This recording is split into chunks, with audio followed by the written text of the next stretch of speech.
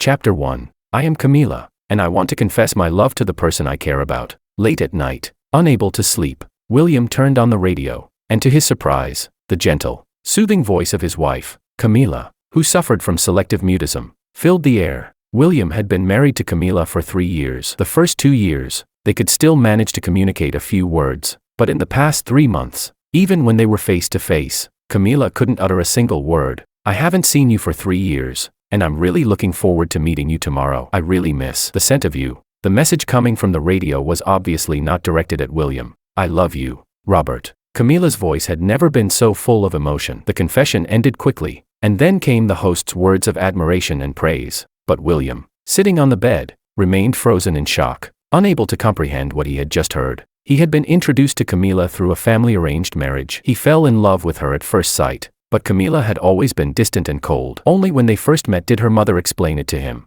William, please understand, Camila has selective mutism. William called her mother. William, why are you still awake so late? William felt a lump in his throat. The long silence made Camila's mother anxious. What's wrong? Did Camila upset you? Did you know that Robert is back? William froze. It turned out he was the only one who hadn't known. I'm sorry, William. 3 years ago, I didn't tell you the truth. Camila Lynn's selective mutism started when her ex-boyfriend, Robert, left. I had no choice but to force her into this arranged marriage. It's quite laughable, isn't it? The only daughter of the prestigious Lynn family in City A is actually mute. But William, you don't need to be scared. No matter what, I'll take care of her. William didn't even remember how he hung up the phone, nor how he spent that long, lonely night. At that time, William researched extensively on the condition, and among the causes, he found one that said, caused by major external trauma. William didn't understand. He tried to subtly ask many people in the Lynn family, but none of them could give him a clear answer. Later, he tried various methods: psychological counseling,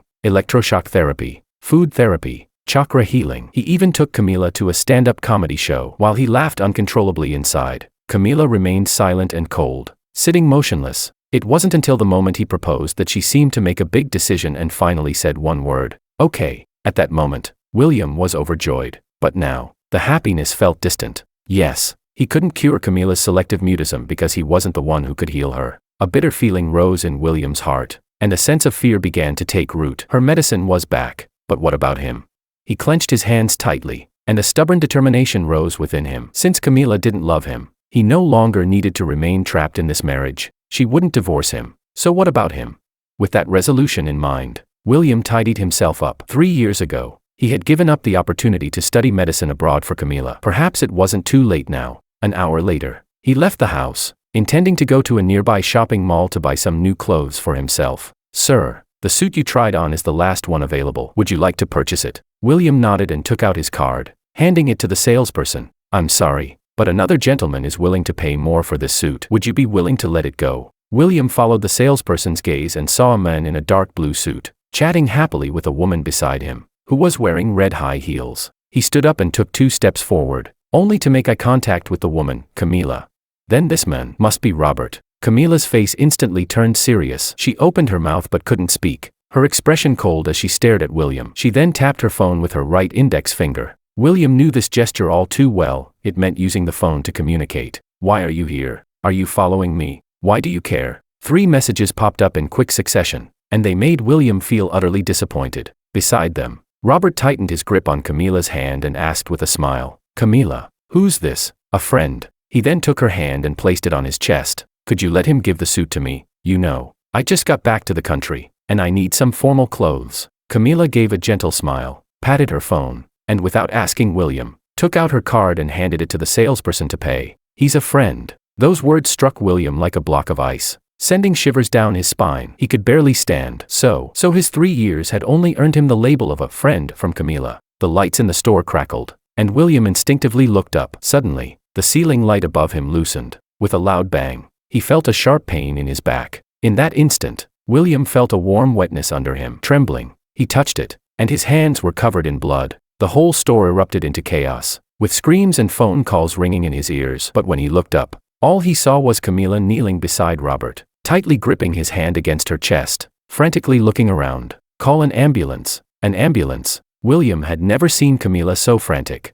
Miss, I'm sorry, but could you allow this gentleman to get on the ambulance first for treatment? The next one is about to arrive. And this gentleman's injuries are more serious. The medical staff carefully moved the semi-conscious William onto a stretcher, but Camila, furious, stopped them with a firm hand. Save him. William then felt a force pushing him off the stretcher, and he fell hard onto the ground. The pain was enough to snap him back to full consciousness. He could only watch as Camila gently moved Robert onto the stretcher. Miss, it's just a sprained wrist. It's not serious. You're taking up medical resources for no reason. Robert's hand is very important. He's a doctor. William was stunned. This was the longest sentence Camila had said in nearly 2 years, but unfortunately, none of the words had anything to do with him. Once Camila finished speaking, she quickly pushed Robert toward the ambulance. William leaned against a nearby shelf, gasping for air, but with every breath, the pain in his back seemed to worsen, intensifying the agony. He didn't know which hurt more, the wound or his heart. Hadn't he given up his chance to become a doctor for Camila? How had Robert become more important? What did he mean to her?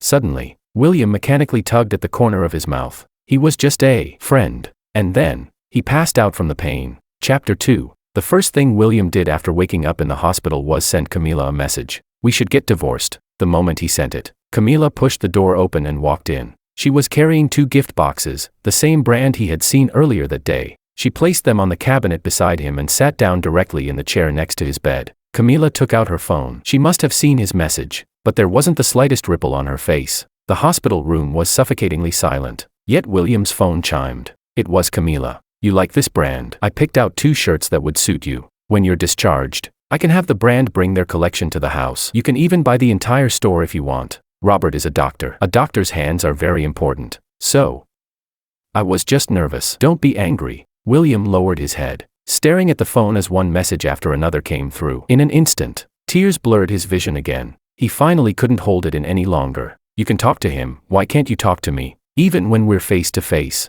you still have to text. Are you doing this on purpose? Is this emotional neglect? William lifted his head. He hadn't cried in a long time, but now tears streamed freely down his face, his voice choking. Camila's expression remained calm as still water. No one knew how long she stayed silent before lowering her head to type again. Sorry, I have selective mutism. Then she took out a document from her coat pocket and handed it to him, signaling for him to sign. William looked down. It was the property transfer agreement for the apartment they were currently living in. This is compensation. A sharp ringtone suddenly broke the silence. Camila's expression tightened as she quickly answered the call. Her phone had excellent sound insulation. William couldn't hear who was on the other end. But the next second, Camila replied immediately. I'll be right there. It was Robert. William already knew the answer in his heart.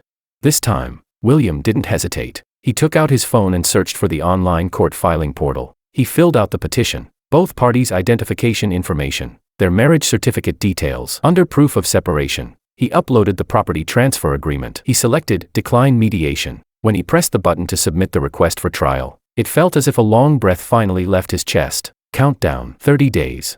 3 p.m. At the Property Transaction Center. We'll transfer the house. After staying in the hospital for a week, William received Camila's message. During that entire week, Camila had not sent a single message or made a single call. She hadn't come to see him either. Gradually, he began getting used to being alone. William arrived late, 3:30, but surprisingly, Camila was already waiting in the lobby. She hated people being late, yet there wasn't the slightest trace of impatience on her face. As soon as he arrived, staff from the VIP counter stepped forward to greet them. Camila had even thoughtfully prepared a bouquet, white roses, and beside it, a small velvet box, likely the latest model of a watch. A staff member moved to pull out a chair, but Camila stopped them, indicating she would do it herself. Even William found that unexpected. After thinking for a moment, he spoke. You really didn't have to do all this. A faint smile even appeared on Camila's face as she squeezed his hand. As if it took great effort, she forced out 2 words. It's fine. A rare moment of gentleness. A rare moment of spoken communication. The paperwork was completed quickly. You go home first. I still have to work overtime.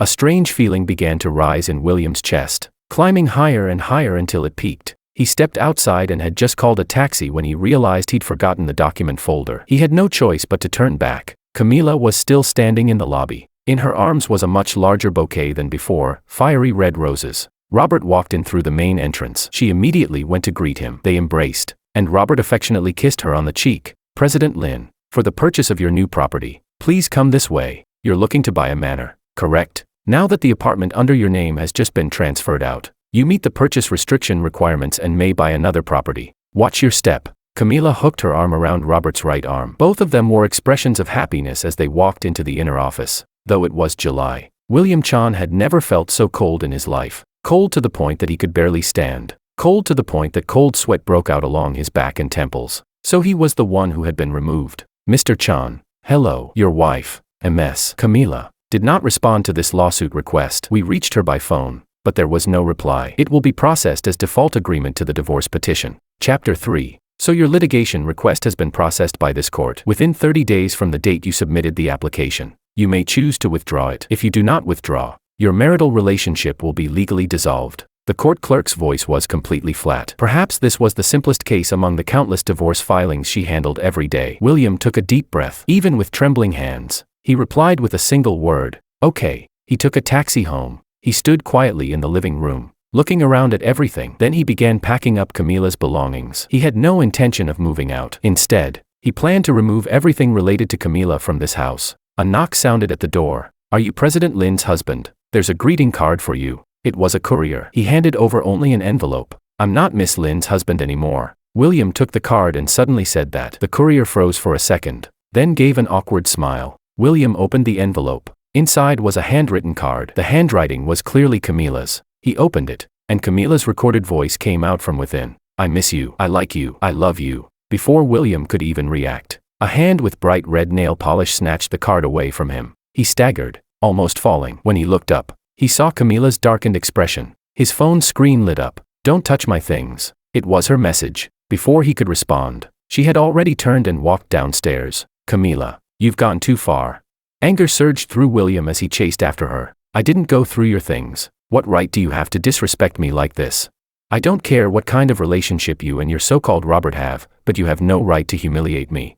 A sharp screech pierced the air. The sound of tires scraping against the ground from a sudden break. William felt a violent pain explode at his side. He didn't even see clearly what happened before a car slammed into him from the side, sending his entire body flying. With a heavy crash, he hit the ground again. Struggling to lift himself, he saw a sharply defined jawline looming above him. A man wearing sunglasses, shiny crocodile skin shoes stepped down and crushed his right hand against the pavement. Ah!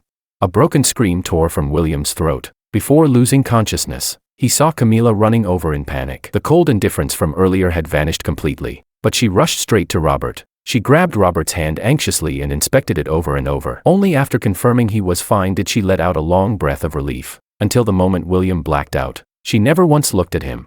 Mr. Chan, your SVIP privileges at Lin Hospital have been revoked. I'm afraid you'll need to stay in a regular room. Apologies, we've just confirmed that even the single rooms are unavailable. You may have to wait in the corridor for surgery. And your right hand, the injury to your palm is severe. You need immediate surgery. Otherwise, you may lose the ability to perform fine motor movements in the future. Even in his hazy state, William jolted. C.A. Camila, where? Get my phone. He tried desperately to sit up, searching for his phone to contact her. The number you have dialed is powered off. A strange, broken sob escaped from William's throat. He suddenly hurled the phone away. It hit the ground with a loud crash. The sharp, piercing pain in his right hand kept gnawing at his nerves. Mr. Chan, we located President Lin. She is currently in the psychological counseling room with the newly arrived Dr. Robert. It seems Dr. Robert was frightened by the incident. President Lin has instructed that no one is to disturb them. William covered his eyes with his left hand. Blood and tears mixed together, soaking through his sleeve. I hate you. I hate you. I hate you so much, Camila.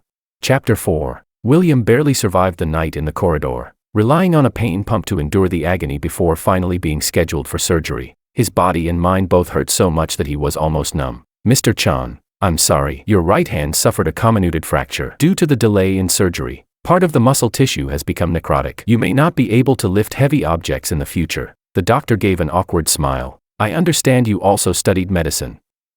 I'm afraid you may never be able to hold a scalpel again. Would you like to inform President Lin? The Lin family has always been a giant in the medical field. If you seek treatment abroad, there might still be a chance. William shook his head. He looked at his right hand, wrapped thickly in bandages. At the moment, he couldn't even bend it. Could you help me buy a new phone? I want to report this to the police. Before he could finish speaking, the door was kicked open with a loud bang. Camila had arrived. Her originally tense and unpleasant expression softened slightly when she saw William covered in bandages and still hooked up to N4 drip. She opened her mouth but still didn't speak. Instead, she grabbed a piece of paper and a pen. Last night, I didn't know you were this seriously injured. I'll contact overseas specialists for your right hand. William let out a low scoff through his nose. He found it almost amusing. No need. I'll treat my own hand. Camila frowned faintly, seemingly dissatisfied with his reaction. William wanted to bring up the divorce, but after thinking about it, he felt it was unnecessary. Camila took out her checkbook from her inner pocket, wrote down a number, and placed it on the table. This is compensation. I hope you won't blame Robert. The moment William saw Robert's name, he began trembling uncontrollably. Get out. I don't want to see you again. Camila. What, Robert? I'm going to the police. I don't need your money.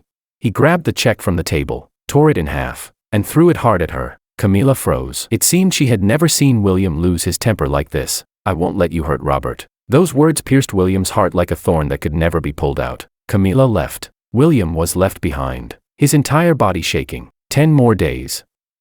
In 10 days, we'll have nothing to do with each other.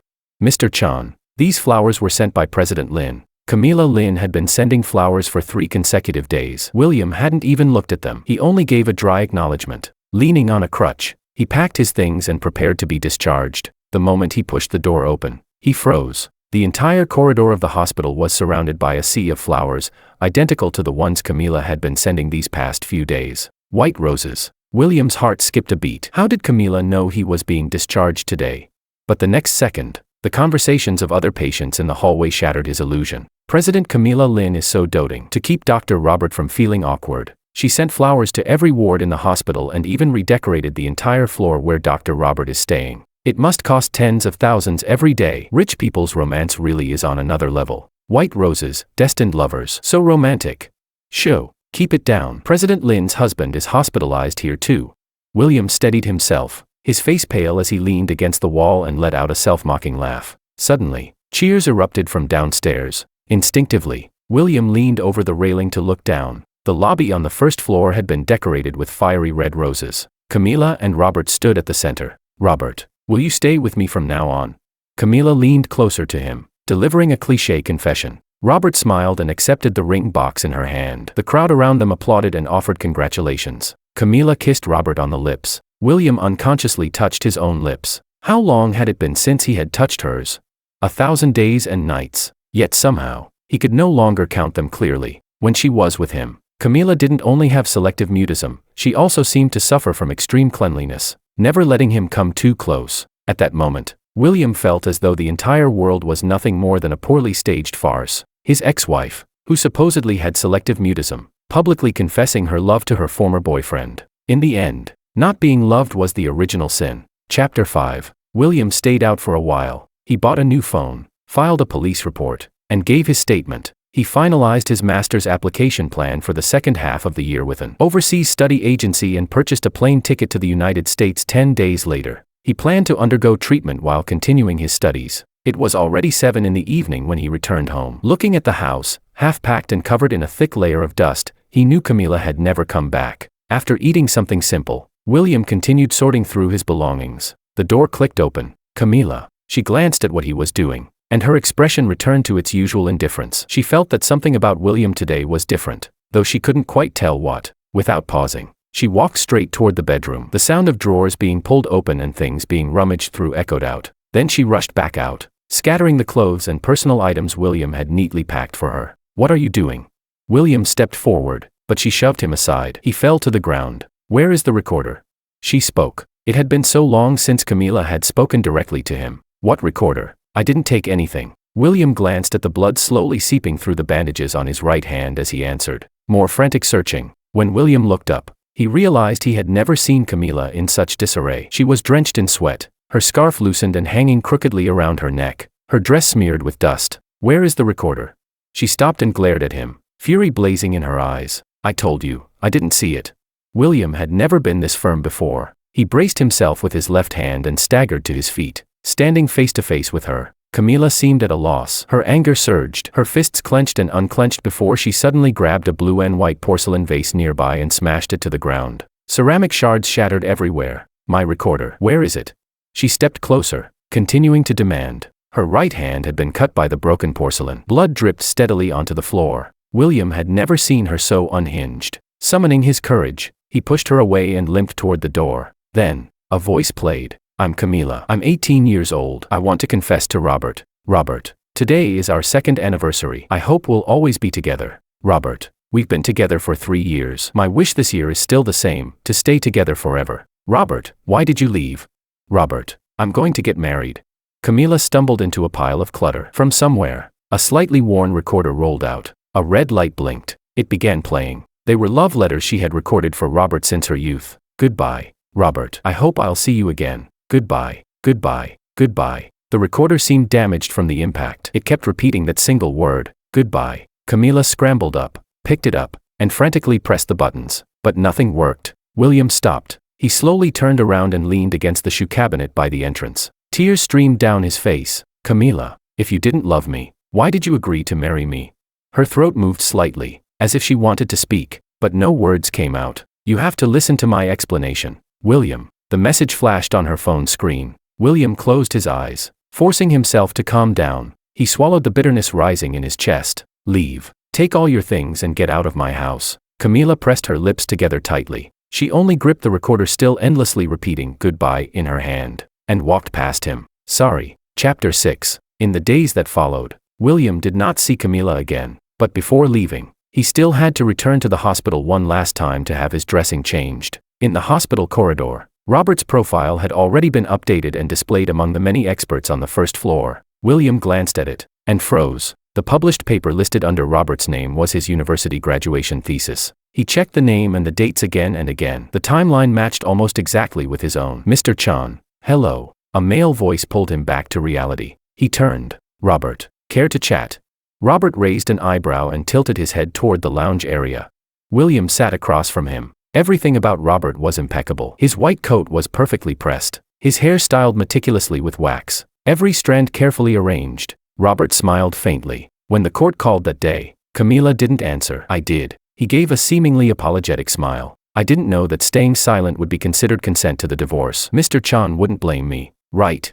William was quiet for a few seconds, then shook his head. No, I was the one who wanted the divorce. Not dragging things out is better for me. Robert didn't seem to care about his answer and continued smoothly. And about the car accident, that was truly an accident. I've already apologized to Camila. She promised me I'd be fine, I assume. Mr. Chan won't hold it against me either. William looked at him steadily without speaking. Deep down, he knew there were things he could not resolve on his own right now, and it was no surprise that Camila would protect Robert. You saw the paper, didn't you? Robert's tone lowered slightly. Yes, just like you think. Camila knew I was doing research and took the initiative to give it to me. For these 3 years, thank you for taking care of Camila. I was overseas doing research and couldn't stay by her side all the time. I only later found out that my sudden departure caused her selective mutism. Robert rubbed his forehead as if troubled, but quickly smiled again. Though I've only been back a short while, Camila has already improved so much. William lowered his eyes, unconsciously stirring the coffee the nurse had handed him. So you're here to show off how much Camila loves you. He set down the spoon and tilted his head back, finishing the bitter black coffee in one gulp. There's no need. I don't care about Camila's past, present, or future. I'm not interested. I don't like a woman who won't speak. But remember this, she's the one I let go first. William stood up and walked toward the payment counter without another glance. Mr. Chan. Robert seemed dissatisfied with his reaction and suddenly reached out to grab William's right hand. The grip sent sharp pain through him. William shook him off hard. Bang. Out of the corner of his eye, William caught sight of a familiar slender figure. Camila. She immediately dropped to one knee, helping Robert up from where he had bumped into the railing. Camila. It's okay. Really, I'm not that fragile. I just lost my balance. William paused briefly. Then he continued walking forward, only to be struck across the face. The slap echoed sharply through the hospital corridor. Patients and medical staff nearby turned to stare. Camila herself seemed momentarily startled. You. She glanced at her own palm, but her expression quickly returned to cold indifference. Apologize. William pressed a hand to his throbbing cheek and almost laughed. Every time Camila truly spoke to him, it was because of Robert. Where exactly was he inferior to Robert? But it didn't matter anymore. Camila. How could you hit Mr. Chan? It's okay, Camila. There's no need for Mr. Chan to apologize. Camila still seemed unwilling to back down, but Robert skillfully held her arm and spoke gently. And just like that, the block of ice that was Camila began to melt again. Once, William had believed that if he was considerate enough, Camila would eventually accept him. If he searched through every medical text, her selective mutism would one day be cured. He had imagined so many possibilities, but the Camila standing in reality had never belonged to him. Chapter 7. The flight to the United States was at 4 p.m. At noon, William received the official divorce decree from the court. From this moment on, he was completely and entirely free. 1 p.m. Downstairs at the company cafe. Let's meet. It was a message from Camila. After a moment of thought, William decided to go. With his luggage in one hand and the divorce decree in the other, he arrived at the cafe early. From 1 to 1:30. From 1:30 to 2 o'clock, Camila had been the one to ask him to meet, yet she didn't show up. He sent her several messages. All disappeared without a trace. Finally, a short reply came. Busy. Hello, is this Mr. Chan? I'm President Lin's assistant. President Lin asked me to inform you that something urgent came up. She's unable to meet you. William said nothing. This was well within his expectations. President Lin has arranged for a specialist in the UK who focuses on hand, bone and muscle reconstruction. She'll arrange for you to receive treatment, and she has transferred another 20 million to your account for your living expenses and medical care. William stood up, phone in one hand, luggage in the other. The words, "I don't need it," were about to leave his mouth, when he looked up. Across the street, at an outdoor cafe, Camila and Robert were sitting together, chatting and laughing. Robert lowered his head with a gentle smile. Camila looked blissfully happy, leaning slightly toward his shoulder. The sunlight was beautiful that day. Golden light seemed to coat them both in warmth. In the past 3 years, William had never seen Camila smile like that. He immediately cut off the thought. "Mr. Chan, are you still there?" Her assistant's voice continued on the other end of the line. William decisively pressed the red end call button. After paying the bill, he walked out quickly. He strode straight to their table. With a sharp motion, he slapped the divorce decree, creased from being clenched in his hand the entire time, onto their table. Juice and coffee splashed violently, spilling onto Robert's clothes. Camila instantly grabbed William's right hand. She didn't even glance at the document. After a few seconds of pause, as if realizing arguing with stubborn William was pointless, she walked to the other side of the table and carefully wiped Robert's shirt and trousers with tissues. "Are you okay, Robert?" William stood there quietly for a moment. Then he turned and hailed a taxi to the airport. "Passengers traveling to the United States, please proceed to gate T1 for check-in." A message came in. "William, I think you should apologize to Robert." Without hesitation, William blocked and deleted her. He handed his ID card, passport, and visa documents to security. The officer scanned them and glanced at him curiously. "Divorced today?" After checking in his luggage, William finally looked up and smiled. "Yes, divorced." The air conditioning on the plane was strong. William asked the flight attendant for a complimentary cashmere blanket and wrapped himself tightly. He drifted into a deep sleep, without even hearing the takeoff announcement. There was only one thought in his heart. Camila, goodbye. Chapter 8. President Lin. Regarding the flight I booked for Mr. Chan to the UK, the airline replied that he never checked in. I also haven't been able to reach Mr. Chan. Camila Lin sat behind her desk, dealing with the mountain of paperwork in front of her. Ever since Robert returned to a city, her efficiency had noticeably declined. Many senior executives and shareholders in the company were already dissatisfied. It had been nearly 10 days since her last unpleasant encounter with William. She knew William wouldn't apologize. She also knew she had favored Robert too much recently, so she hadn't gone to disturb him. Arranging for William to receive treatment in the UK was meant to create some distance for all three of them. And President Lin, the 20 million you previously transferred to Mr. Chan's account for living expenses was automatically returned by the bank. The bank's reply stated that, "You and Mr. Chan are already divorced. He is no longer under your family account. So large transfers at the 10 million level are not permitted." Camila froze. The pen in her hand dragged heavily across the document, tearing the paper. She clicked her tongue and typed on her phone. "What divorce?" The assistant standing nearby also froze. "The company's legal department received the divorce decree about 10 days ago. Your marital status in the system has already been updated from married to divorced. You didn't know.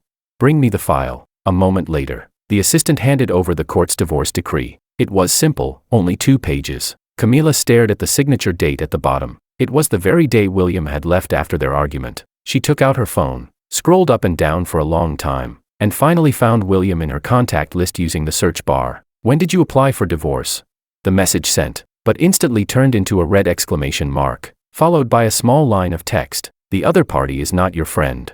The assistant watched Camila's expression change again and again, until she stood there staring blankly at her phone. "Find out where William is now." Camila let out a faint sigh. After giving the order, she lowered her head and returned to her paperwork.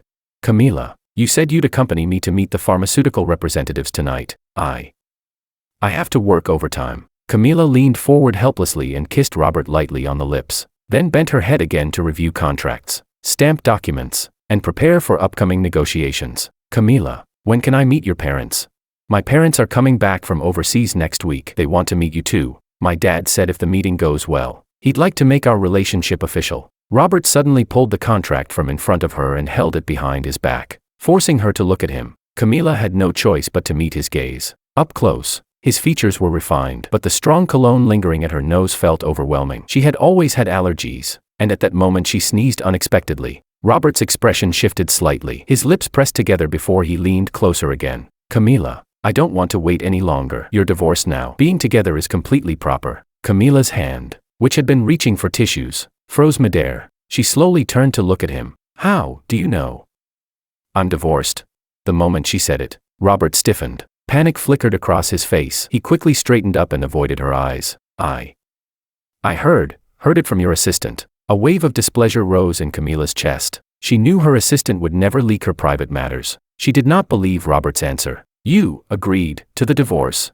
At her words, a trace of dissatisfaction surfaced in Robert. Camila, you said you loved me. Why are you getting angry with me over that man? At the time, I didn't know it was the court calling. After I answered, I remembered you have selective mutism. It wouldn't have been appropriate for me to respond on your behalf. Who knew the court's process was like that? If you don't reply, it counts as default consent to divorce. Robert braced his hands on her desk, his tone softening as he leaned closer, attempting to capture her lips. Are you mad at me? He walked around behind the desk and began massaging her shoulders. I'm sorry, Camila. It was my fault. Don't be angry with me. Okay.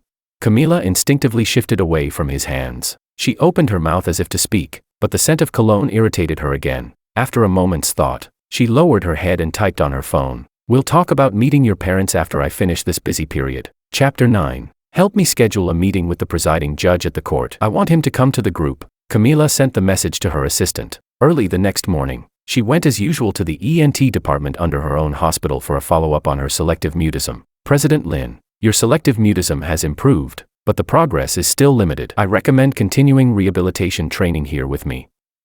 Mr. Chan sent me a very long email some time ago. It detailed your condition over the past 3 years. After reading it, I was quite inspired. I believe we can begin a new course of treatment tailored specifically to you. This time, I'll combine your situation with an entirely new. No need. Before the doctor could finish, Camila had already typed her refusal. Please transfer the materials to Dr. Robert and let him arrange it for me. After leaving the consultation room, Camila had intended to go straight back, but she paused and changed direction. She happened to have time to visit Robert.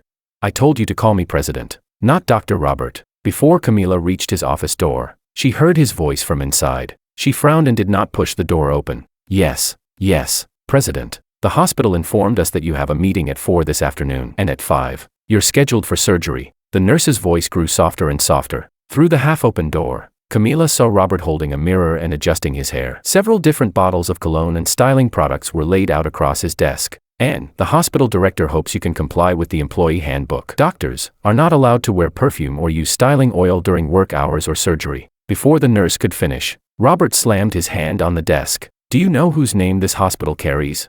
It belongs to my wife. I am Camila Lin's future husband, so it's President, not Doctor. Whose words do you think matter more, mine or the director's? His tone was slow but intimidating. The nurse shrank back, clutching her files, and hurriedly opened the door, only to lock eyes with Camila. President Lin. She bowed deeply and greeted loudly. Robert instinctively turned around, a flicker of surprise crossing his face. He immediately walked over, pushed the nurse out the door impatiently, and then turned back to Camila with a bright smile. Camila, here to see me.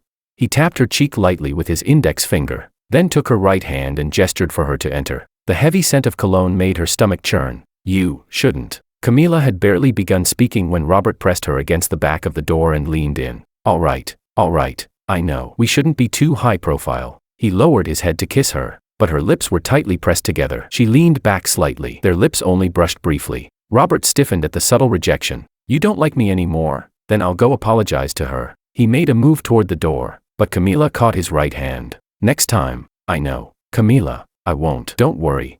Camila held her breath, wanting to say something, but nothing came out. Her chest felt tight. My selective mutism records should have been sent to you. Could you handle my next course of treatment?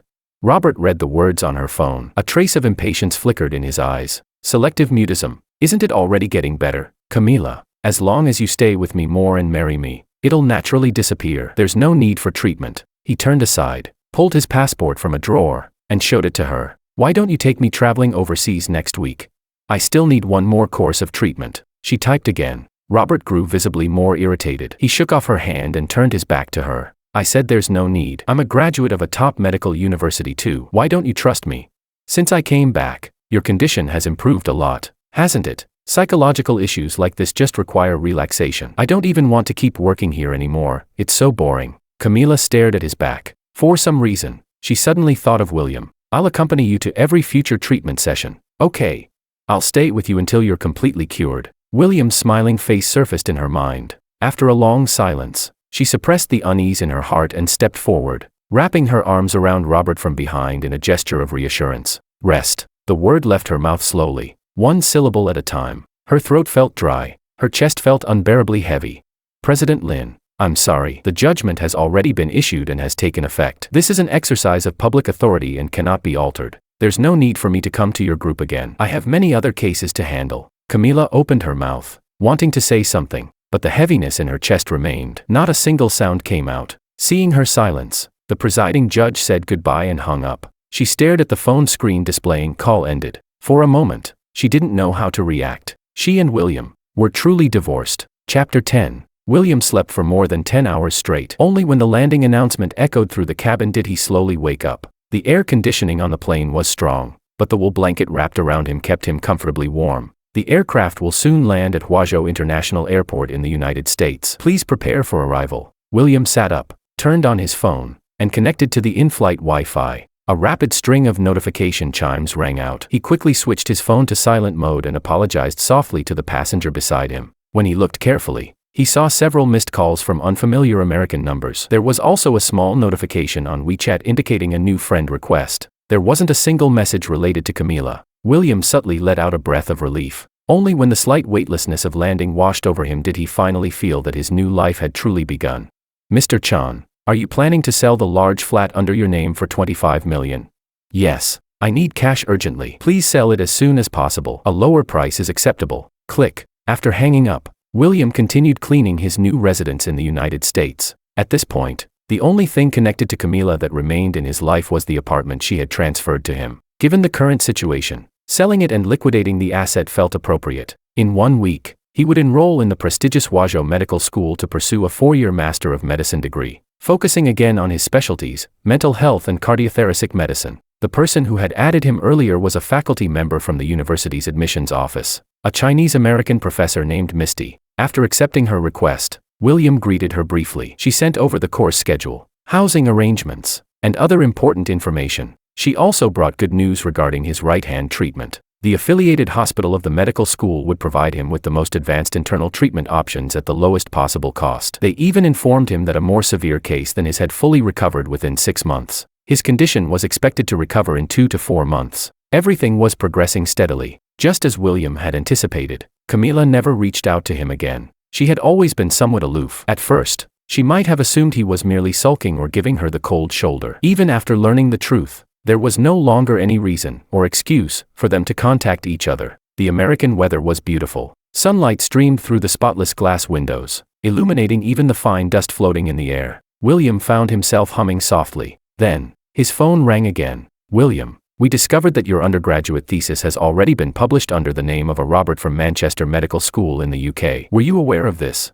It was Misty. William's eyes darkened slightly. "Yes, my ex-wife gave my thesis to him, but I still have my original outlines and detailed drafts. The field investigations in the paper were all conducted personally by me. I can provide supporting evidence." Misty chuckled lightly. "That's excellent. Please send the relevant materials to my email. The university will initiate an academic misconduct arbitration in your name. It should take about 10 working days. After that, your academic achievement will be restored." William agreed repeatedly. After hanging up, he immediately opened his laptop to prepare the materials. Even though the pain in his right hand forced him to pause every few minutes, a sense of joy rose in his chest. Perhaps, leaving Camila was the most correct decision he had made in these 3 years. Chapter 11. After working day and night without rest for more than 2 weeks, Camila suffered cardiac arrest on a flight to Thailand. At the time, Robert was seated beside her in business class, watching a movie with great interest. A suffocating sensation spread from her chest, gradually engulfing her entire body. It felt as though a massive stone was lodged in her throat.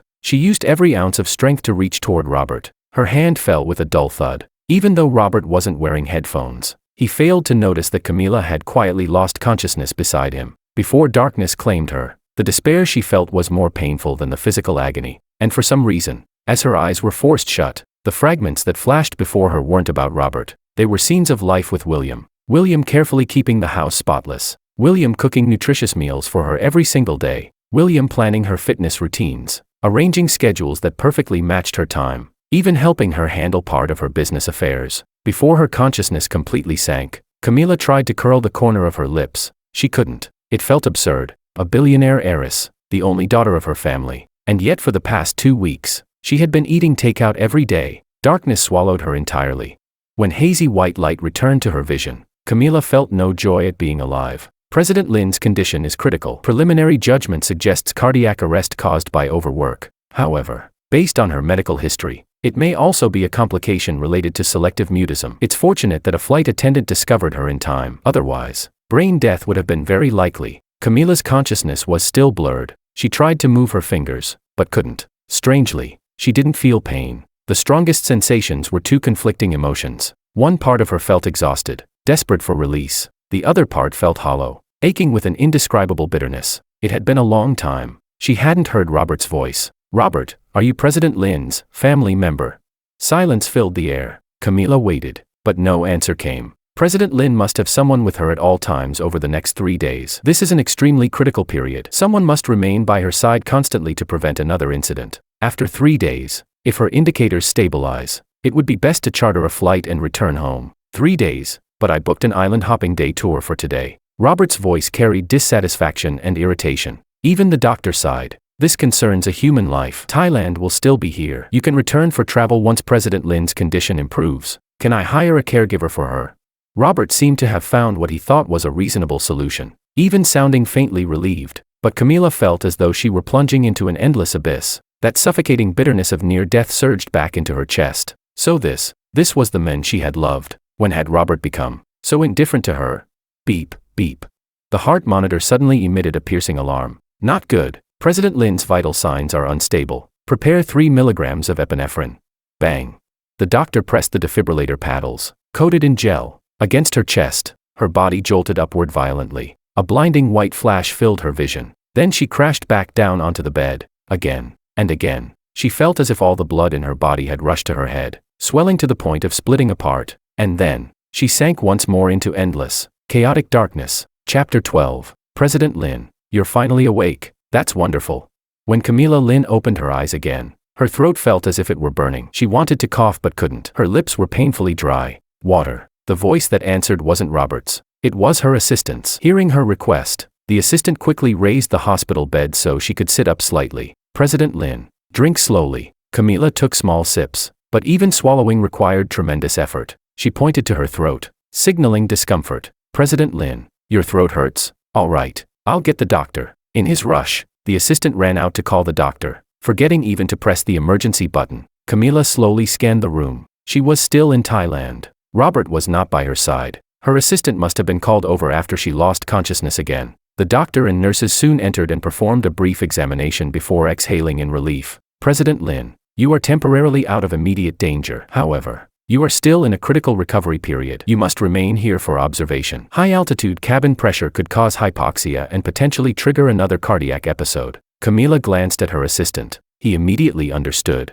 President Lin says her throat is uncomfortable. She would like it examined again. Before the doctor could respond, Robert's voice sounded from the doorway. Camila's throat is definitely fine. I personally checked her recently. Everyone turned. Robert stood there wearing a large gold watch, sunglasses pushed up onto his head. Dressed like a vacationer, he carried several luxury brand shopping bags in his hands. Camila, you're finally awake. I waited so long for you to wake up. I stepped out for less than half an hour and you woke up. What a coincidence. I'm so happy. He pushed past everyone and rushed to her bedside. The sudden movement jolted her chest. Pain shot through her, and she vomited a mouthful of blood. Ah. Robert cried out at the sight of blood and instinctively stepped back several times in disgust. When he noticed the others staring at him, he forced an awkward smile. That was unexpected. I didn't react in time. Only then did he slowly step forward again, picking up tissues to wipe her mouth. Camila's expression turned icy. She turned her head away, avoiding his touch. Robert's hand hovered awkwardly in midair. Her assistant smoothly took the tissues from him and gently cleaned the blood from the sheets. Perhaps you could step outside for a moment while the doctor continues the examination. What did you say? Are you implying I don't understand medicine? Something in Robert snapped. Anger flared instantly, but the assistant blocked him and pushed him out of the room, locking the door behind him. Robert refused to give up. He twisted the handle frantically. When it wouldn't open, he began pounding on the door. Who do you think you are to stop me from going in? I told you I'm a doctor too. Why can't I be present? I'm President Lin's future husband. What are you? When Camila recovers, I'll have her fire you immediately. Camila, open the door. Let me in. His final shout made several people in the room exchange glances. Then he added, my shopping bags are still inside. Chapter 13. The ruling on the ownership of William's thesis came quickly. The hearing was scheduled for 3 days later. A 3-member review panel would be formed, consisting of Robert's master's supervisor and 2 professors from Huazhou Medical School. They would examine the paper on the spot, review collaboration traces and supporting materials, and make a final determination. That morning, William dressed early, a tailored dark gray suit, a white stand-collar shirt underneath, matching cropped gray trousers, polished brown leather shoes. Looking at himself in the mirror, he felt something was missing. He immediately went to a nearby Mont Blanc boutique and selected a coordinated brooch and wristwatch. You have excellent taste, sir. The sales associate praised generously. William smiled politely. Thank you. When William arrived at the venue, Misty was already there, earlier than him. Soon, the professors arrived as well. Robert did not. Professors. The phone number left by Mr. Robert remains unreachable. Prior to this, we sent formal written invitations, but received no response. According to regulations, this evaluation hearing will proceed. After explaining the situation, the staff instructed everyone to present the prepared materials. These included the original thesis manuscript, William's writing outlines and draft records, citation logs and field investigation documentation. Since Robert had provided nothing, the committee had independently collected his academic records during his studies, class assignments, other published papers, and related materials for comparison. The result came quickly. There was almost no suspense. After review, the panel has determined that ownership of the thesis belongs to Mr. William. With the approval of the Dean of Manchester Medical School, Mr. Robert will be stripped of part of his research credentials. His master's diploma and degree certificate will be revoked. Thunderous applause erupted. Misty beamed and gave William a warm hug. William felt both hands trembling. His face flushed. Tears shimmered faintly in his eyes. Seeing his expression, Misty mistakenly thought she had overstepped. I'm sorry, William, I'm just so happy for you. William shook his head. I'm just too happy. Even his voice trembled. I never imagined it would go this smoothly.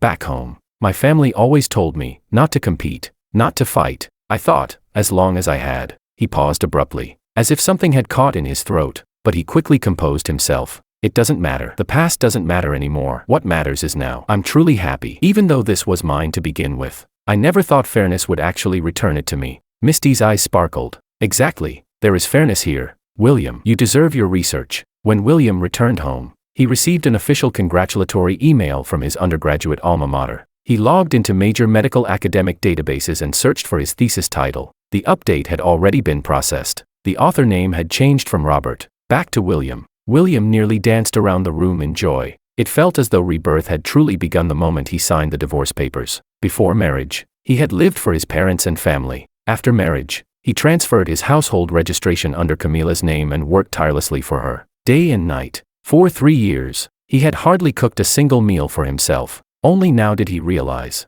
divorce and rebirth were almost synonyms. Chapter 14. After nearly 2 weeks of recuperation in Thailand, Camila finally chartered a private jet back home. Her cardiac condition had stabilized somewhat, but her selective mutism had worsened again. Even when facing Robert, she could no longer speak a full sentence naturally and smoothly. On the second day after regaining consciousness, Camila had already resumed work. Meanwhile, Robert continued enjoying himself, shopping, island hopping, clubbing, living as if on permanent vacation. He had even short-term rented a villa. When Camila confirmed the date of their chartered return flight, he looked displeased. So we're going back to work again. Camila, can I quit my job?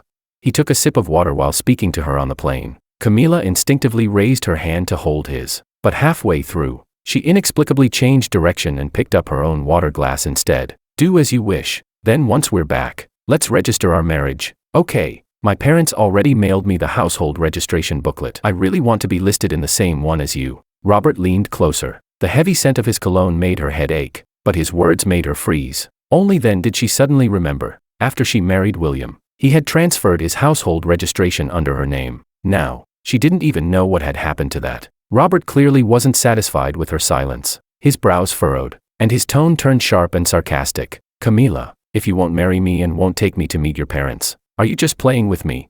Before I went abroad, you said you wanted to marry me. Now I'm back. You're divorced. You're free. And you have no reaction to marriage? Do you still like your William? He left and now you can't let go. Is that it? Those words struck something inside her. She didn't even look at Robert. Her gaze remained fixed on the water glass in front of her. Lately, she had been thinking of William often. Was it because she couldn't let go? Did she still care? If William were still here, would he have forced her to travel abroad under such exhausting pressure? Would he have noticed her discomfort immediately? Would she have ended up in the hospital for a second resuscitation? Would her selective mutism have worsened again? Bang! The sharp crash snapped her back to reality. She turned. Robert stood there, furious. The water glass lay shattered at his feet, fragments scattered, liquid soaking the carpet. A few flight attendants hesitated nearby, unsure whether to intervene. Camila, answer me. Why won't you respond to me? Do you love me or not? Say it. She looked up. His voice thundered through the cabin. His face was twisted with anger, features contorted in a way she had never seen before. For a moment, the man before her felt like a stranger, no longer gentle, no longer patient. Where had things gone wrong? Slap. The sound was crisp and sharp. Camila froze, her right hand instinctively rising to her cheek. She stared at Robert in disbelief. He, too, seemed shocked, staring at his own hand as if unsure what had just happened. The cabin fell silent, save for the steady hum of air circulation. Every passenger nearby was stunned. Camila, I'm sorry, I didn't mean to. I was just anxious. You wouldn't answer me. I didn't know why you wouldn't talk to me. His lips trembled. He knew she was angry. He moved forward, attempting to embrace her, but her assistant stepped in and blocked him. Camila turned away. Her chest felt unbearably tight. Exhaustion weighed on her. She waved her right hand weakly. Several bodyguards immediately stepped forward and escorted the still protesting Robert to another cabin. Her heart pounded violently. Faster, faster. Her breathing grew rapid, and once again, Camila lost consciousness. Chapter 15. When Camila woke again, she was still in the hospital. The medical equipment surrounding her was even more advanced than before. The constant beeping made her head ache. She raised her hand, intending to silence the noise, but nausea surged violently up her throat. At first, she vomited what seemed to be remnants of airplane food, then only bitter bile. She clutched the edge of the bed, gasping for breath for a long time before the nausea subsided. At that moment, arguing voices erupted outside the ward. Another sharp slap rang out. It sounded like Robert's furious shouting followed, but Camila felt nothing. She couldn't even describe her emotions. Was it that she had no energy left to care? Or that she simply no longer cared? Who gave you the nerve to hit my daughter? When she was in the country, she was perfectly fine. How is it that after going to Thailand with you, she had cardiac arrest on the flight there, and after barely stabilizing, she fainted again on the flight back? Do you understand how dangerous that was? If anything had happened to her, even killing you 10,000 times wouldn't be enough. Camila knew her mother had disliked Robert ever since 3 years ago, and now, there was a legitimate reason to oppose them. Robert's shouting gradually softened, turning pleading. Auntie, I was wrong. I really was. She wouldn't respond to me, and I panicked. I thought she didn't love me anymore. Please forgive me, please.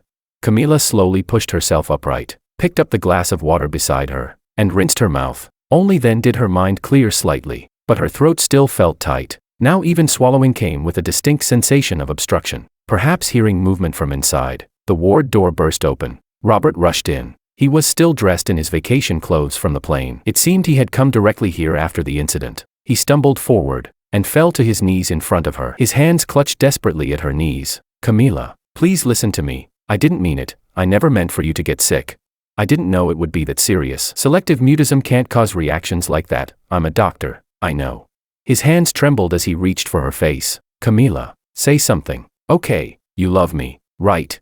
Camila's expression remained calm. Perhaps it wasn't that she couldn't speak anymore. Perhaps she simply didn't want to. Her mother stood at the doorway, watching silently, as if waiting for her to decide. Camila lifted her eyes briefly toward the assistant standing behind her mother. Immediately, several bodyguards entered and began pulling Robert off the floor. No, don't take me away, Camila. You can't do this to me. I came back to this country for you. Do you remember what happened 3 years ago? Camila. His voice grew more distant until it disappeared down the corridor. The sound of objects clattering and crashing echoed faintly. Camila closed her eyes. My daughter, I know you're grown now. You have your own thoughts. Her mother stepped closer to the bedside. I know about your divorce from William. That was between the two of you. Even if I opposed it, you wouldn't have been happy. But the person you've chosen now, will he truly make you happy? I hope you think carefully. Chapter 16. Camila stared in disbelief at the laryngeal examination report in front of her. President Lin, after the examination, part of your speaking problem may be related to selective mutism, and part of it is due to a tumor growing behind your throat's laryngeal tube. It may be the result of you being overly exhausted during this period. The tumor has been developing very rapidly recently. We recommend that you arrange for surgical removal as soon as possible. I have a checkup every month, don't I? Why was this never detected?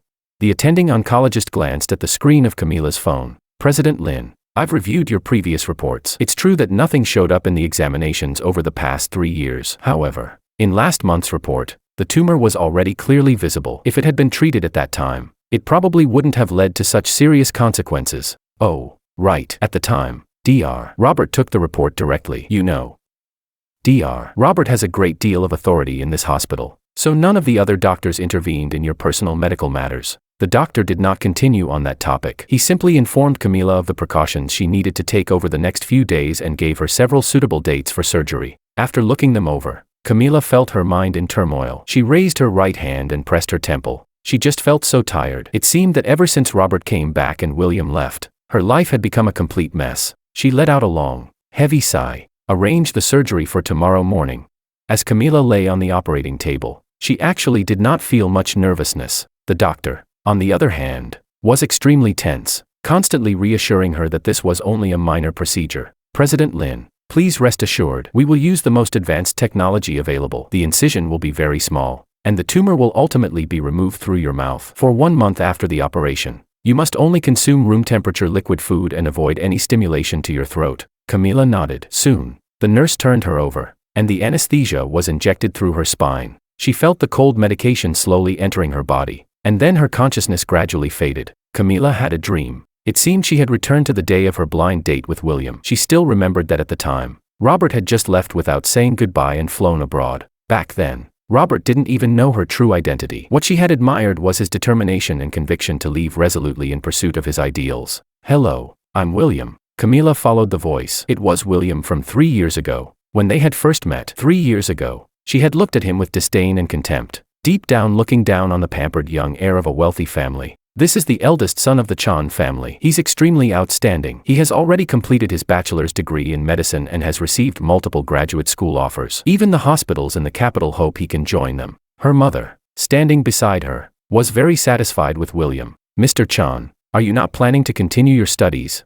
Camila was also intrigued by her mother's question and studied the men in front of her. 3 years ago, she had never paid attention to what William studied, where he graduated from, or what plans he had. I am. William lifted his head and looked at Camila. Because I like Camila very much. It's normal to give up one thing for another. At this moment, I want to try choosing Camila. Camila abruptly opened her eyes, struggling to sit up, but the nurse forcefully pressed her back down. Administer more anesthesia. Why did she suddenly wake up? She heard the doctor's voice. Her eyes grew moist as she once again began to lose consciousness. She could no longer remember what William's real answer had been 3 years ago. Nor did she know where this sentence had come from. She had never known that William liked her so much, enough to give up so many things for her. Her last conscious thought before slipping into unconsciousness was, she wanted to find William again. Chapter 17. President Lin, you really can't get on a plane so soon. Even if we found out which university Mr. Chan is attending in the United States, you still have to prioritize your health. The assistant paced anxiously back and forth in front of Camila's hospital bed. At the earliest, you can't fly until next month. The doctor also said that high-altitude conditions make accidents far more likely. Haven't you learned your lesson from what happened in Thailand? Book me a ticket for next Monday to Huazhou, USA. Camila didn't say much. She simply typed the words onto her phone screen. Check where William Chan's household registration is currently located. The assistant's expression turned awkward when she saw the line. After you divorced Mr. Chan, he processed the transfer of his household registration online. I no longer have the authority to see where it was moved. It's possible it was transferred back to the Chan family. And the house you previously transferred to Mr. Chan, he's already sold it. Aside from his previous bank account, we no longer have any way to establish contact with him. Camila stopped typing, and the assistant naturally fell silent as well. But then, there was a knock at the door. Before anyone could open it, The visitor had already walked in. It was Robert. In just a few days since they had last seen each other, Robert had grown noticeably haggard. Deep dark circles hung under his eyes. No amount of makeup could conceal them. His cheeks were hollowed out, and his entire demeanor was dispirited and exhausted. This time, Camila didn't even need to signal her assistant. The assistant immediately stepped forward and blocked him. "Sir, it's not convenient for you to come in. President Lin needs rest." Robert bit down hard on his lower lip. Camila, can you not reject me like this? I really know I was wrong. Can you forgive me?" A trace of impatience surfaced in Camila's eyes. Robert saw every bit of it, and panic completely overtook him. "Camila, the thesis you gave me, my advisor contacted me. The academic misconduct arbitration ruled that it belongs to William. My authorship rights, my degree, and my graduation certificate have all been revoked." His voice trembled uncontrollably, as if he were sinking into profound fear. When Camila heard him mention this, she suddenly remembered the absurd things she had done before. The guilt she felt toward William deepened even further. "Now, the hospital is going to fire me too. As long as you say one word, just one word, I can stay. I'm begging you. Please speak for me. We were together for so long." Robert's knees trembled violently. Seeing Camila's indifferent expression, he suddenly gritted his teeth and dropped to his knees with a loud thud that echoed across the floor. "Camila, I'm kneeling before you. Can you give me a chance to change?" Camila glanced at Robert kneeling on the ground. In the end, her heart softened slightly, but she only gave a faint nod before looking away. The assistant immediately understood and called security to escort Robert out. Robert's sobbing was so loud it seemed as though every hospital room could hear it. Camila opened her phone and pulled up the email from a few months ago, when she had packaged William's thesis and all related research materials and sent them to Robert. Her heart filled with overwhelming regret. In William's name, donate $20 million to the medical school in Huazhou. She sent the message to her assistant. Chapter 18. Camila chartered a private jet to the United States, bringing along a team of private doctors and $30 million worth of cutting-edge medical equipment. The cabin was chilled to a low temperature. Watching the cold air stream down from the vents above, Camila felt an inexplicable heaviness pressing on her chest. No one in the cabin spoke. With her eyes closed, she could hear nothing but her own heartbeat. She admitted that she had begun to miss William. Yet during the time he had been gone, she had not known how to face those feelings or how to sort through them. All her contact methods had been blocked by him. The divorce decree was still in her briefcase. In truth, Camila had no confidence in taking the initiative to reach out to William. The only thing she could do was spend more money, make more compensation, hoping he might change the negative impression he held of her. She had never thought that the dozen-plus hours on a plane could feel so unbearably long. She tossed and turned in the spacious first-class cabin, unable to fall asleep for even a moment. Every hour, her private doctor came to check on her physical condition. At last, the plane landed. Huazhou, USA, was drenched in heavy rain, shielded by 7 or 8 private bodyguards. Camila passed through the VIP channel and stepped directly into a black luxury van. "President Lin, we'll head to the hotel first. As per your request, the donation of funds and supplies to Mr. Chan's medical school has already been fully delivered. The equipment transported on this charter flight will also be sent over immediately. There's no need to worry." The assistant reported the latest progress while displaying the successful transfer records on her iPad. Camila pushed the iPad away with one hand and smoothed her long hair with the other. "We're not going to the hotel. Go straight to the medical school. Call the dean and inform him that I'm on my way. Then, should we ask the dean to notify Mr. Chan to be present?" The assistant hesitated, waiting for Camila's response. Camila, unusually, fell silent. "Please ask the dean to arrange a private meeting between William and me."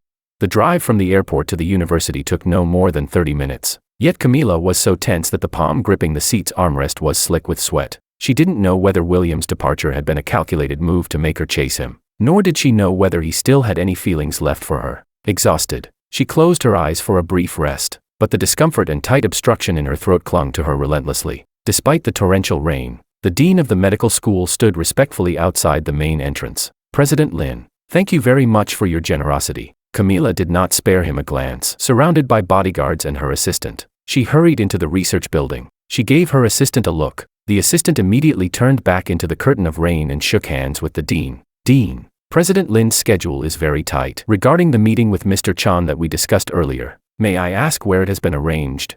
The dean paused, his expression shifting subtly. After a moment of hesitation, he could only lead the way. "It was in one of the medical school's precision laboratories. I'm sorry, we have no authority to require students to attend non-academic occasions. To accommodate President Lin's request, we could only temporarily arrange an experimental class." There was a trace of dissatisfaction in his tone, but Camila paid it no mind. She brushed past the bodyguards in front of her, intending to walk straight into the laboratory. The lab door was thick and heavy, clearly impossible to pass through directly. However, the upper portion was half glass. Just as Camila signaled for the dean to unlock the door with his credentials, she heard laughter from inside. William's voice, mingled with that of an unfamiliar girl. They were talking and laughing easily. A surge of panic gripped Camila's heart. When she thought carefully, she realized it had been a very long time since she had last seen William smile. Chapter 19. Camila looked inside through the transparent partition. William was wearing a white lab coat, focused on conducting an experiment. The girl standing beside him was about a head shorter. The two of them seemed to be discussing experimental data. No one else was involved. Their discussion appeared intimate and natural. Camila couldn't hear the specifics. The laboratory was well soundproofed. She could only catch faint bursts of laughter. From this angle, William's smile was radiant. The girl beside him looked equally delighted. Camila suddenly didn't dare to open the door. She was afraid the outcome would be unbearable. A wave of tightness gripped her chest. Her head swam with dizziness. She could barely stand. A slight sway backward almost made her collapse. The assistant beside her immediately panicked and called the doctors waiting at the entrance of the institute. Oxygen tank. Is there an oxygen tank? Hurry. President Lin needs emergency treatment. Inside the precision laboratory, William seemed disturbed by the commotion in the corridor and instinctively turned his head. Camila forcefully shoved away the people trying to support her, snatched the dean's ID access card from around his neck, and with a sharp beep, swiped open the laboratory door. William was startled by the sudden intrusion. Almost instinctively, he stepped in front of Misty, shielding her behind him. Only then did he clearly see who had come. That single protective gesture pierced Camila's eyes. The words she had intended to say lodged in her throat. Their gazes finally met. Who is she? Did you divorce me because of her? Camila refused emergency treatment. She also refused to rest in a lounge. She only demanded that Misty leave. When the heavy lab door shut with a click, only Camila and William remained inside. William no longer looked at her directly. He turned around and adjusted the microscope in front of him. Anger surged within Camila. With a loud crash, she swept the instruments and materials off the experiment table. The sudden violence clearly startled William. His initial shock slowly turned into silence. His hands hung at his sides. Then he crouched down, slowly gathering the experimental samples from the floor. He picked up the microscope they had just been using and placed it back on the table. The lens was already shattered. The equipment William had always cherished was now completely ruined. Still dissatisfied, Camila grabbed his right hand and yanked him toward her. Answer me. The glare of her phone screen was blinding. A surge of irritation flooded William's heart. He forcefully shoved her hands away, breaking free so abruptly that even he seemed surprised by his own strength. Camila, I'm not mute, and you're not mute either. Your medication is back in the country, with Robert. I've already made space for you too. Stop coming here to make trouble for me. As the words left his mouth, William suddenly realized something. He bit down stubbornly on his lower lip. The thesis was written by me. I got it back on my own. You have no right to interfere. Do you really think that the so-called power in your hands can control everything? If you've got the guts, let Robert write his own thesis and win his own awards. I am not the ladder for him to climb up. William's expression was intense, his chest rising and falling violently, but Camila was in so much pain that she could barely straighten her back. Cold sweat poured down her skin. One hand hastily braced against the edge of the lab table, yet she still collapsed to the floor with a heavy thud. Save me. Chapter 20. Camila forced herself to stay conscious. A sharp ringing filled her ears. She could see William's expression, agitated, his lips moving non-stop, but she couldn't hear what he was saying. She wanted to apologize. She wanted to ask him if he could come back. She wanted to ask him if they could not divorce, but none of it made it out. Her breath was lodged in her throat, neither rising nor falling. She didn't know whether it was her selective mutism acting up again or the unhealed wound from the tumor removal. Her throat felt unbearably dry. The words she wanted to say were countless, yet in the end they condensed into just one sentence. I'm sorry. Her right hand struggled to grip the corner of the table, trying to steady herself, but behind her, it felt as though a massive black hole was dragging her backward, refusing to let her stand.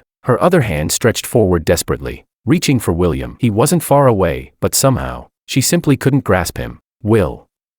William. Her eyelids grew heavier and heavier. Her throat tightened until even breathing became difficult. Time seemed to freeze in that moment. She sat on the floor in despair, gasping for air, staring at the ground to force herself to remain conscious. The ringing in her ears intensified. Then people rushed in, one after another. Someone lifted her up. Someone fitted a breathing mask over her mouth and nose. At last, fresh oxygen flooded into her lungs. William. Where was William?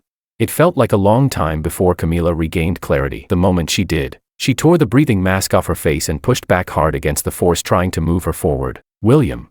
Her own voice rang clearly in her ears. Even the people around her froze. Camila stiffly twisted her body to look behind her, and once again, reality sank her heart to the depths. The girl who had been laughing and talking with William moments ago was now holding both his hands, her face full of concern as she asked if he was all right. William gave a small smile, signaling that he was fine. Camila had never felt heartbreak so distinctly. Suddenly, she remembered the night more than 3 years ago when Robert had left. When she learned of his departure, all she had received was a handwritten letter. There had been no explanation, only the fact that he was gone. Back then, her emotions had been complicated: sadness, frustration, the unwilling anger of being abandoned. Even after being diagnosed with selective mutism, she had not been afraid. She had only felt unwilling to trust anyone else again, unwilling to speak for meaningless social exchanges. But what she felt now was fear, a massive, overwhelming fear she had never experienced before enveloped her entirely. She didn't know what William had just said to her, but she already sensed the answer. He probably would never choose her again.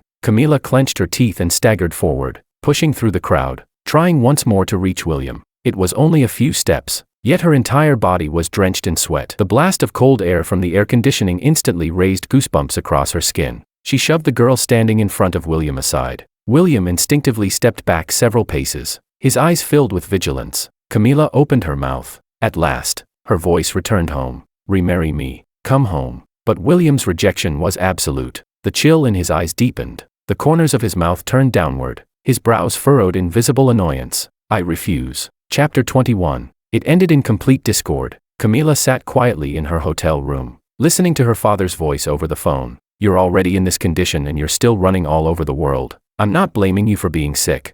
But the doctor made it very clear, you're not allowed to travel. Do you know how many issues the corporation is facing right now? Do you know how much the group lost in just the 2 days you were unconscious?" Camila listened, but said nothing. After a long silence, she tapped the phone with her other hand to signal acknowledgement, then hung up. She leaned against the headboard of the hotel bed and sat there in a daze for a long time. Over and over in her mind echoed William's words, "I refuse." Camila still couldn't accept that reality. "President Lin. Chairman Lin has booked you a return flight this afternoon." About that, her assistant knocked and entered carefully, informing her in a cautious tone. Camila let out a long sigh and waved her hand weakly, her face full of exhaustion.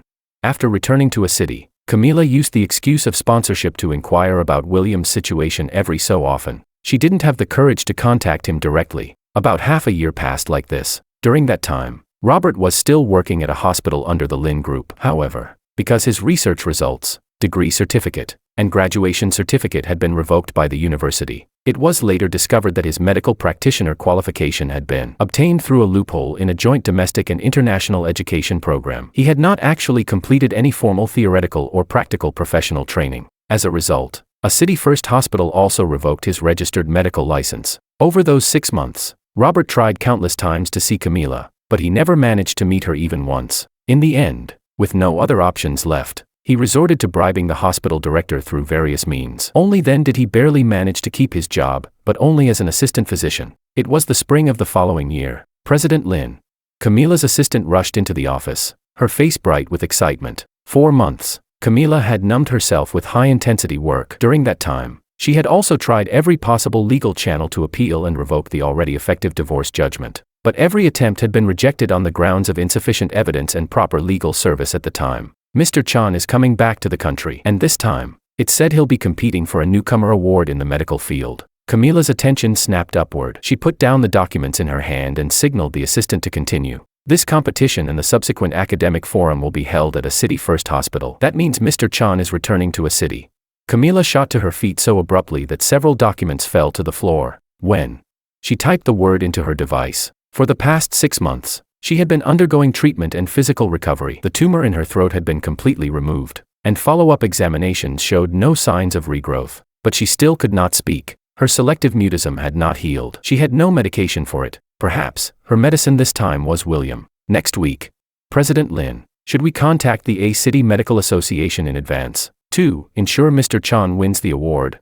Even now, Camila could feel her nerves tightening. She gripped her phone so hard her hands began to tremble. She typed, deleted, typed again. Under the name of event sponsorship, transfer 10 million in funding. Visit every professor who may participate in this forum. Make my intentions clear. Yes, President Lin. Her assistant agreed immediately and left to carry out the arrangements. But Camila's heartbeat refused to settle. Chapter 22. Camila finished a full day of work at around 11 o'clock at night. When she went down to the underground parking garage to drive away, she ran into Robert. He had been waiting there for nearly an entire day. The moment he saw her, his face lit up with uncontrollable joy. "Camila," Robert called out excitedly. Camila didn't respond. She stared at him for 2 seconds, then tried to brush past him and open her car door. But Robert blocked the handle tightly, refusing to let her leave. "Camila, how long are you going to stay mad at me?"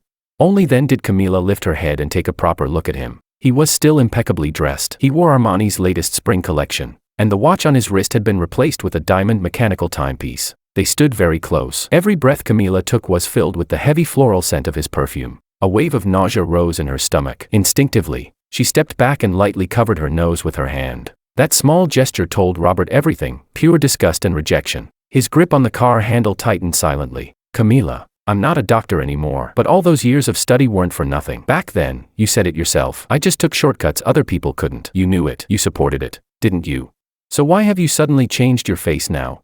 There was anger and resentment in his voice, though he tried hard to suppress it in front of her. Camila remained standing there, silent. After a brief pause, Robert continued, "I really know I was wrong. In Thailand, and before that, it was all because I wanted to marry you so badly. I thought you would tolerate me endlessly, care about me. So I became spoiled and reckless because I relied on your affection. Camila, can you give me one more chance? Let's get back together. Okay, I'll study properly again. I'll retake all the exams and earn my certifications legitimately. I'll put you first in everything. I'll personally oversee all your treatment plans. Your selective mutism was almost healed half a year ago when I came back. Please give me one more chance to make up for everything. Okay." His voice cracked. His words tumbled over each other in desperation, every sentence a plea. Camila still said nothing. She lowered her head and calmly sent a message on her phone. Robert watched her anxiously. Within minutes, 2 teams of security guards rushed in from both ends of the garage. "President Lin, we've received your instructions." Without hesitation, they grabbed Robert from the car door despite his struggles and restrained him to the side. "Please get in the car." Another guard immediately opened the door for Camila. "Camila. Camila, don't do this. Just give me one more chance, please." Robert's knees were so weak that, if not for the guards holding him up, he would have collapsed to the ground. "Camila, I'll be participating in this competition too. Just give me one chance. Okay, if I win, can we talk?" Camila had been about to step on the accelerator, but those words made her freeze. The dim underground garage was illuminated only by the cold glow of her phone screen. "Robert, I have already clearly broken up with you. The estate has been transferred into your name. Stop harassing me." She paused, then typed another sentence. "In this competition, I will not let you take what belongs to William ever again." Chapter 23. William had not expected that this year's competition would be held in a city. After the incident in the university laboratory, nearly everyone in the medical school, including Misty, had learned that he was the ex-husband of the sole heir of a prominent pharmaceutical conglomerate back in the country. People's attitudes toward him shifted almost overnight. Some distanced themselves, afraid of being dragged into unnecessary trouble. Others drew closer, hoping to gain some advantage from the connection. But Misty remained the same as always. They never brought up the subject. They continued getting along just as they had before. William knew that Misty had feelings for him, but since she had never confessed, he pretended not to notice, maintaining their friendship as it was.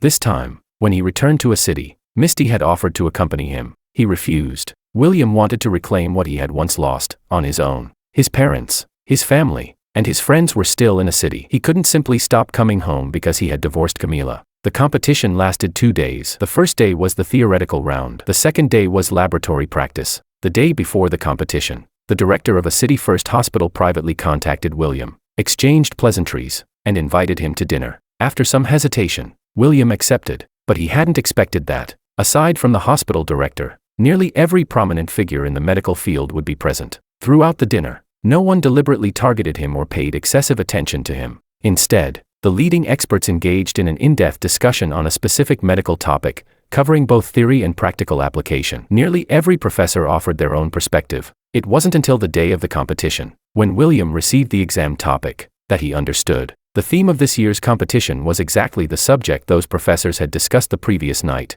laryngeal tumors. They had intentionally leaked the topic to him. William fell into silence. He could easily guess why. Camila. That was the kind of person she was. If she wanted something, she would find a way to obtain it, no matter what. He handed in a blank paper. On the second day, he did not skip the practical round, but he deliberately performed poorly, making obvious mistakes. Even the medical staff supervising the session offered reminders, yet he acted as if he hadn't heard them. After leaving the hospital, William immediately bought a ticket back to the United States. Everything here felt meaningless. Yet just before boarding, he received a call from the event organizers. Mr. Chan, hello. Congratulations on winning the gold medal in this competition. We regret that you left early and were unable to attend the award ceremony, but we will mail the medal, certificate, and prize money to your address in the United States. William couldn't help but let out a quiet, incredulous laugh. So this was what it felt like to be placed on a pedestal. He replied lightly that it wasn't necessary, then boarded the plane without another word. During the long flight,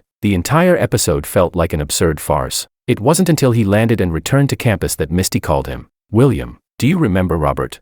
The one who took your thesis before, he also participated in this forum competition. I just received news that he filed a complaint with the organizers, accusing you of using improper means to obtain the award. He even posted your exam paper and your practical operation video online. William, tell me honestly, what's going on? I know your ability. There's no way you would perform that poorly on something as straightforward as a laryngeal tumor procedure. Chapter 24. William scrolled through the complaint post that had been exposed on a domestic medical forum, and the more he read, the more absurd it felt. He had never wanted to rely on anyone to obtain something that did not rightfully belong to him. Yet once again, he had been dragged back into the center of public scrutiny. His phone chimed at just that moment, a message from an unfamiliar number. William, I'm sorry. I didn't know things would turn out like this. I'll have someone handle Robert's complaint post on the forum immediately. I guarantee it won't affect you. As for this award, just accept it with peace of mind. I won't allow any unexpected changes. Trust me. It was Camila. The entire world felt like a farce. That was William's only thought.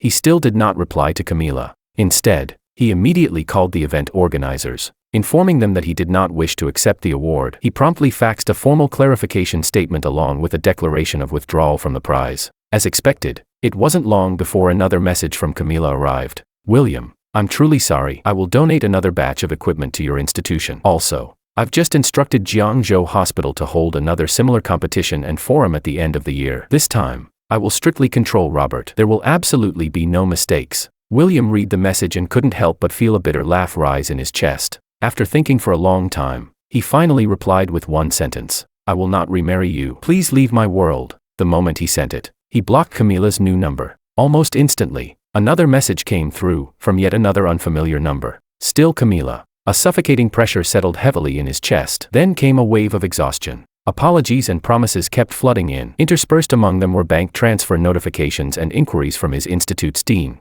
This had once been the life he desperately wanted. Now, it felt like nothing but a burden, an intrusion, a source of pain. In the past, his worry had been how to firmly hold onto Camila's heart. Now, his worry was how to completely free himself from her influence and her suffocating control. He knew that blocking and deleting her would change nothing. Camila had power. She had money. Getting a new number was effortless. It was impossible for him to have no intersection with her forever. William stood by the window, thinking for a long time. First, he replied to Misty, telling her he was fine, that he had deliberately thrown the competition. Then, he re-added Camila on WeChat. Book the fastest flight from the US back to a city for me. We should meet and talk things through clearly. He waited. On the other side, the status remained typing. Several minutes passed. In the end, Camila replied with only one word. Okay. Immediately afterward, she sent a screenshot. She had chartered an entire private jet to bring him back. William didn't overthink it. His mind was fixed on one thing. When they met, he would make everything clear once and for all. His path was simple now. He wanted to rely on himself, to study properly, to graduate, to become a doctor.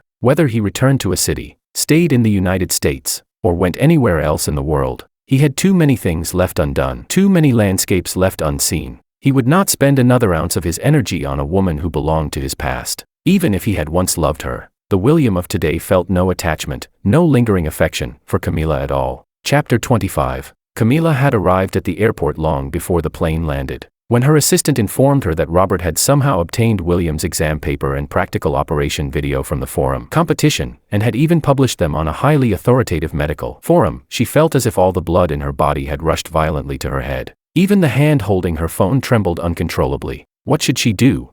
How had she managed to ruin everything again?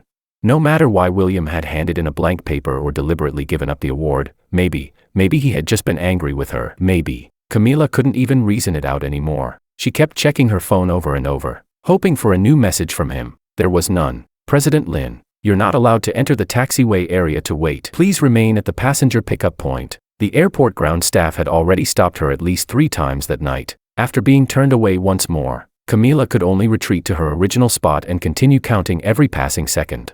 The plane landed close to 3 in the morning, yet Camila felt no trace of sleepiness. Even at that hour, the airport was still crowded. At last, amid the flow of passengers, she spotted William. He wasn't carrying any luggage, just a small carry-on bag. It seemed he had no intention of staying long. In less than a year, William looked like a completely different person. He used to appear drained, pale, perpetually tired. Now, even in the simplest casual clothes, he looked bright and full of vitality. He looked up and saw her too, but Camila suddenly didn't dare to step forward. Stiffly, she lifted her hand and gave a small wave. Forcing a faint smile, she shaped the words "long time no see" with her lips. She thought she had made a sound, but it was so soft that he probably couldn't hear it. As William pushed through the crowd and walked toward her with a restrained expression, she felt as if the entire world had narrowed down to just the two of them. She tentatively opened her arms, wanting to hug him, but William stopped about a meter away. Camila let out a self-mocking smile and awkwardly lowered her arms. She led him out of the airport and into her business vehicle.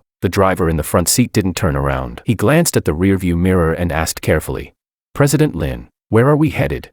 For a moment, Camila panicked. She didn't know where to go. After thinking for a long while, she finally gave an answer. "Go home." The driver looked at the rearview mirror again. There was a flicker of surprise in his eyes. He seemed about to ask which home, but when he saw William, he immediately understood. He nodded slightly and started the car. William spoke first. "Camila, there's no need." Camila looked up and met his clear eyes. There was barely any visible emotion in them. "Take me back to my own place. It's about 30 minutes. That's enough time for us to talk." In an instant, the light in Camila's eyes dimmed. She waved her hand weakly, signaling the driver to follow William's instruction. Once the car merged smoothly onto the highway, William finally spoke again. "Camila, you know I've already made myself clear. I refused you. Why are you still trying to involve yourself in my life?" Her heart skipped violently at his words. Panic spread across her face. She parted her lips slightly, but she had no idea how to answer him. Chapter 26. The Forum Incident. "I'm sorry." The words came out one by one from Camila's throat. William turned his head to look at her. The cold arrogance she once carried was long gone. In its place was something heavy, an unmistakable sadness and pain. "I don't need your power to do anything for me. If there's something I want, I'll fight for it myself." William's voice was steady, without much rise or fall. It truly sounded like he was simply here to clarify things. 3 years ago, when I married you, I loved you, I wanted you, so I gave. I fought for your love. 3 years later, when I divorced you, I no longer needed your love, so I won't do anything more for that relationship. That's my choice now. It has nothing to do with whether you love me at this moment. Camila, do you know what I dislike most about you? William suddenly looked straight at her. Camila froze, her lips slightly parted, unsure how to respond. "What I dislike most is your self-centeredness. For the past 3 years, you lived in your own world, stuck in the moment Robert left. No matter how hard I tried, you never saw me. And 3 years later, you're still selfish. So selfish that you're trying to keep me, someone who wants freedom, bound to your side. What I want most is freedom, but because of your selfishness, you're trying to take that away. This forum competition, I wanted to win, but I didn't want to win like that. Because of your selfishness, I lost an award that should have been mine. Because of your selfishness, I've been judged and suspected by the entire medical field. Maybe you can suppress them for now, but what about later? You should be with Robert. At your core, you're both selfish. Your obsession with getting me back right now, it's just another form of selfishness. You want me back because you want it. You never asked me if I was willing, if I could, if I even needed it." Every word struck Camila like a blow. The love she believed she carried, the regret, the devotion, were stripped bare in that moment. The illusion of love she had wrapped around herself unraveled too quickly. For the first time, she wavered. Did she truly love William?